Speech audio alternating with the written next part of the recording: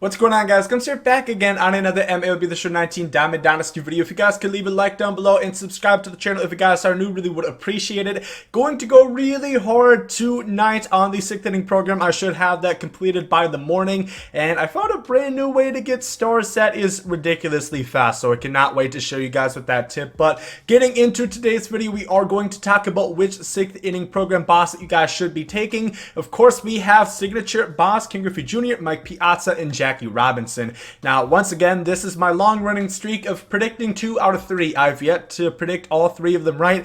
Maybe it's going to happen eventually. It sounds like they're going to go into extra innings, so that should give me plenty of opportunity to finally pick them right. But let's get right into it. Of course, the 6th inning program works just like any other program. There are a 100-star pack, a 200-star pack, and a 300-star pack. We're going to go over the 100-star very brief because I know a lot of you guys really don't care too much about it. Starting with this lefty Grove right here. This card, he has really good stamina, 120, but the per-9s I think kind of ruins this card. He has a forkball and a changeup, which are relatively the same pitch in my opinion. They're not all that different. And then he only has a curveball and a fastball. Otherwise, the per-9s are just not that good on this card. It's only an 87 overall, so that kind of is to be expected, but I would say probably stay away from that one right there. This Mark Melanson, I think, is probably the best out of the bunch, in my opinion. They did mention that the cutter, the knuckle curve, and the four-seam fastball all have above 90 control, which is really important. He does have 96 walk 9, 94 home runs per 9, 88 hit 9, 80 K9. I remember this card last year. It was part of the All-Star program. Pretty damn good reliever, 85 overall. Kind of like the Sang Juan O of the 5th inning program. I think this is a gem, a diamond in the rough, and I think this is a good card that you guys should try out. A good mix of pitches. I really like those a lot of movement and a lot of control. And finally, Eric Davis, who this card does look good, except for the fact that he does not have very good defense. You guys know I am very much so defensively oriented, and he only has 68 arm, 62 speed, 62 fielding, 61 speed out in right field.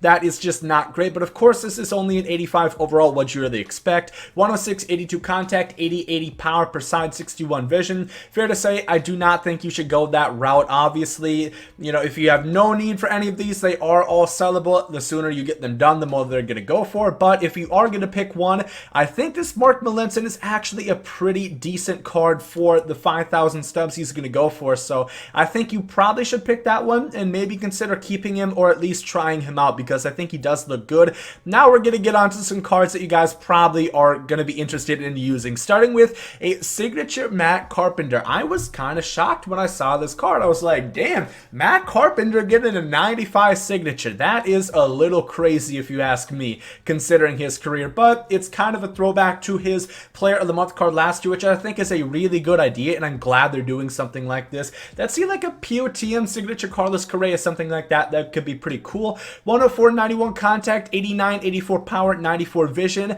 78 fielding, 71 reaction, 53 speed. I really wish this card was a primary second baseman, as his Player of the Month card was last year. I think that's a little bit of a disappointment because you are going to drop below 70 reaction, which is kind of important. So he's still going to have silver defense at 73 at second base, but it's not that bad.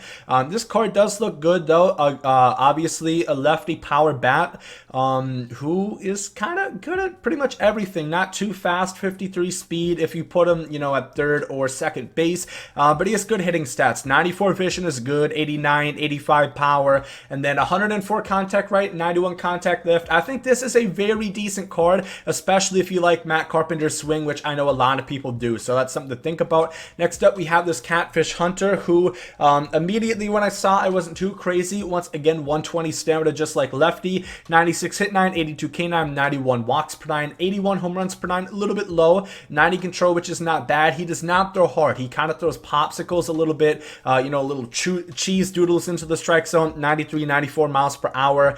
And he does have a good differential though, 78 miles per hour on that changeup, kind of like Trevor Hoffman a little bit. Pretty substandard repertoire, nothing too crazy, two fastballs, a changeup, a slider, and a curveball. I am not too big a fan of cards that don't throw that hard. 93 miles per hour is kind of slow. I always get flashbacks to the Cliff Lee in the Shelfie moments. I just was not a big fan of that card. That was a lefty, of course.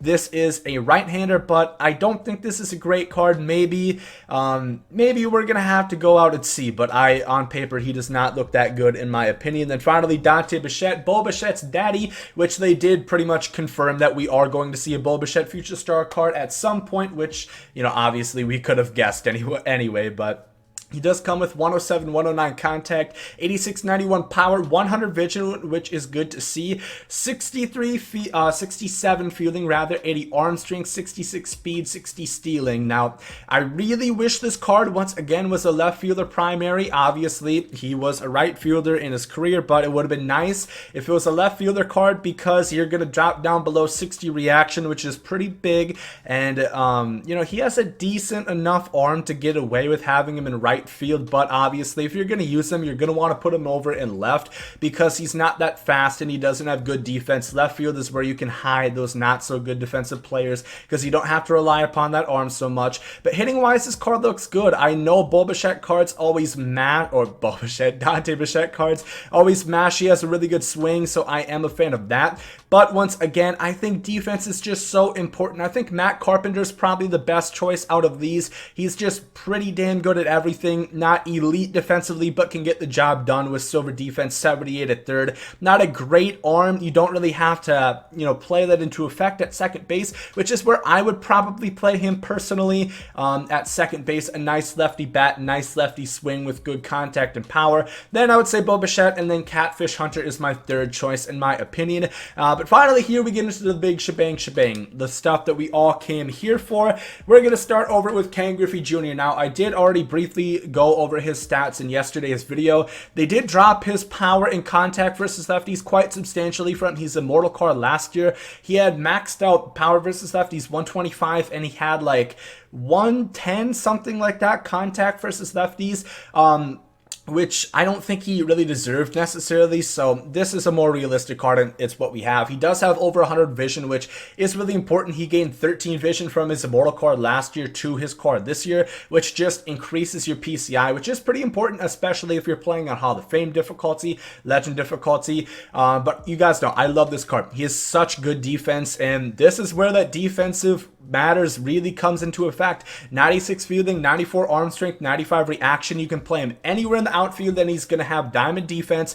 84 speed is good enough to play center. It's not, you know, quite Ricky Henderson, Ty Cobb speed, but it's definitely good enough. This card's great. I really am a big fan of his 89 overall card, which he's going to have the same swing and batting stance as his Reds flashback, not the breakout one that you get in clutches moments. It's in the Reds storyline. That's the swing that you're going to have for Griffey, which I love. I even hit really well at the 89 overall card, so I think that is a great card. And here we got Mike Piazza. This is the other one that I predicted correctly. This is the best offensive catcher in the game, hands down. It's not remotely close. 116, 125 contact, 109, 115 power, 111 vision, 115 batter's clutch, 76 fielding, 85 blocking, 74 arm strength. Now, I know people are immediately going to be worried about that. I wouldn't be so much. I have tested, and catcher fielding stats don't really matter all that much. I don't even know what they do exactly. Maybe they help the speed of tagging,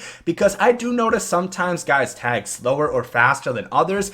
I think that's more so random than actual stat. His arm strength at a 74 is a little bit weak, but, you know, I've rocked with guys like Jimmy Fox behind the plate who didn't have a cannon by any means, and he still threw guys out. My gold cap right now at catcher, I think, has like 80 arm strength, and it's definitely good enough to throw out runners. It's more of a mind game and knowing when they're going to steal. That's how you're going to throw them out, rather upon relying, you know, on 99 arm strength. In my opinion, 45 speed, about average for a catcher. This is great. You know, if you don't have your cap at catcher, this is the best offensive catcher you're going to find. If you you used his immortal card last year, if you used Mike Piazza cards in the past, some people love him, some people do not like him. He does have a little bit of a longer swing, kind of Frank Thomas-esque, I might say, but that's Mike Piazza. Then let's get on to Jackie Robinson. 119, 122 contact, 80-79 power, maxed out vision, 118 clutch, maxed out bunting, if you're into that, 86 fielding,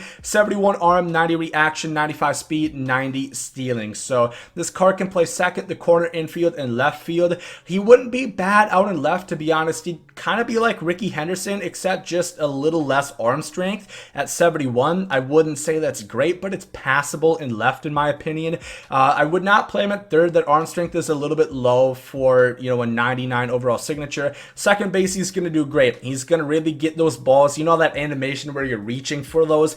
He's going to do great at those because he has such good range, 90 reaction, 95 speed. This card does not blow you away with power, but he has enough power to regularly hit the gaps and then show off that 95 speed and go out and run, 90 stealing as well if you guys are good base runners. This is a fantastic card. I saw a lot of people saying L. I don't know if that's trolls. I don't know if those people are actually being serious this card, and by no way, shape of any form of the Webster Dictionary is a L. I think this is a fantastic card.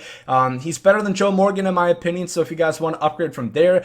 But what I would say is I think Ken Griffey Jr. is the best, Mike Piazza is second best, and Jackie Robinson is your third choice. Of course, it is always going to matter depending on what positions do you need. For example, you might already have Willie Mays, Ty Cobb, Tony Gwynn, and you don't really want to replace any of those guys, and you want to keep out, and you don't really have use for Ken Griffey Jr., then you can go with Piazza. You know, if you don't have your cap at catcher, that's one thing I would say. I really am a big fan of my cap catcher so far, and he's not even maxed out yet, just because I can get him above 60 speed, a switch hitter, the kind of swing that I want. Wasn't a huge fan, kind of mixed feelings on Piazza's card last year. And then Jackie Robinson looks great too. Personally, I'm leaning towards Griffey is the one who I'm probably going to pick, but you never know, I could change my mind. Jackie Robinson is looking kind of nice. You know, he looks like a righty version of Joe Morgan, except better, you know, in my opinion. So I am leaning towards Griffey, and that's how I would rank him 1, 2, and 3 right down in order. But you guys are going to have to let me know down below in the comment section which of these bosses are you guys going to be taking between those three, and what guy at 200 stars are you guys going to pick to? I don't think any of us really care who you're picking at 100 stars, but there's some good, nice budget options because those 200 star players are all going to end up right around 10,000 stubs. If you guys look at Brandon Phillips, he's below 10,000. So these are going to be great budget options, which is why I'm such a huge fan of them doing that, having good cards in that 200 program star pack. So very excited. Once again, let me know down below if you guys are curious why there is actually a Ken Griffey Jr. on the market currently. The reason for that is because in the live stream they did give out a free Ken Griffey Jr. It was supposed to be NAT. You weren't supposed to put it on the market. So if you guys thought somebody just has the glitchiest method possible and is getting 10 stars a minute, that is not the case. SDS messed up and they accidentally gave somebody a free Ken Griffey Jr. that is auctionable. So that is the wondering on that case right there. But if you guys did enjoy this one, make sure to leave a like down below. Hope you guys have a great day. There comes Zodi. Love is love and hate is hate. To die is an awesome adventure and I can hardly wait. Earth is a prison, I need a great escape. You know I'm in my zone when I'm up in outer space. You know I'm in my zone when I'm up in outer space. You know I'm in my zone when I'm up in outer space. You know I'm in my zone. You know I'm in my zone. I took a bite of the glory.